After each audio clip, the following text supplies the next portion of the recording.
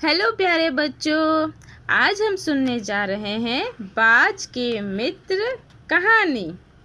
इसमें एक है पापा बाज, एक है मम्मी बाज और उनके हैं 4 छोटे छोटे बच्चे। एक है चिड़िया नीलकंठ और एक है शेर।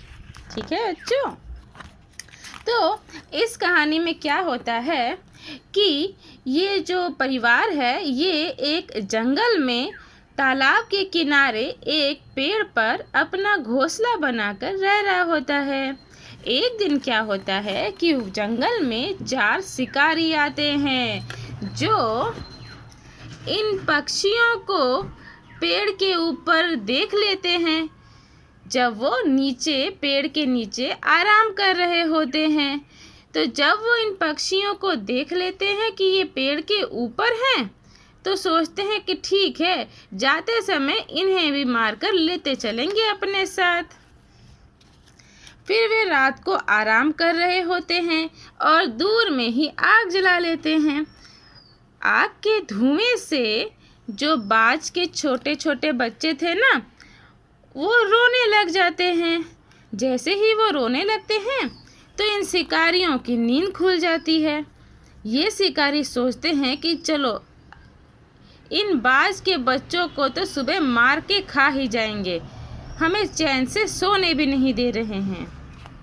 उसके बाद जो पापा बाज थे ना, वो डर जाते हैं और सोचने लगते हैं कि अब मैं अपने परिवार को कैसे बचाऊं।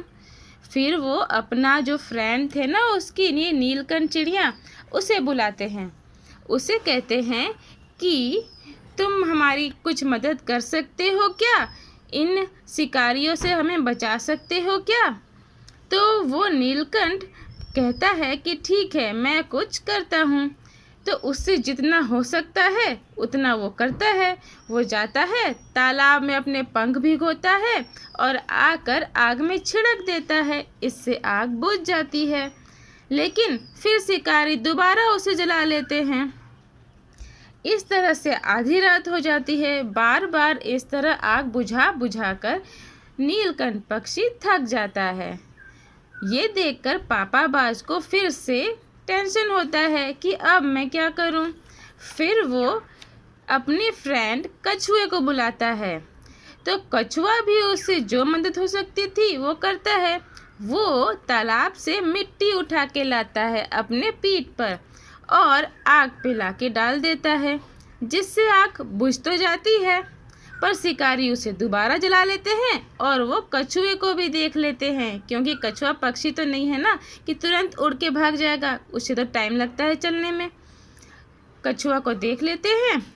फिर कछुआ चालाक था, जैसे ही उसने देखा कि शिकारियों ने मुझे देख लिया है, वो फटाफट तालाब में घुस जाता है। तालाब तो बगल में ही था ना, पास में, और तैर कर बड़ी दूर निकल जाता है। शिकारी डुबकी मारकर उसे पकड़ने जाता तो है, पर कछुआ उसके हाथ में नहीं आता।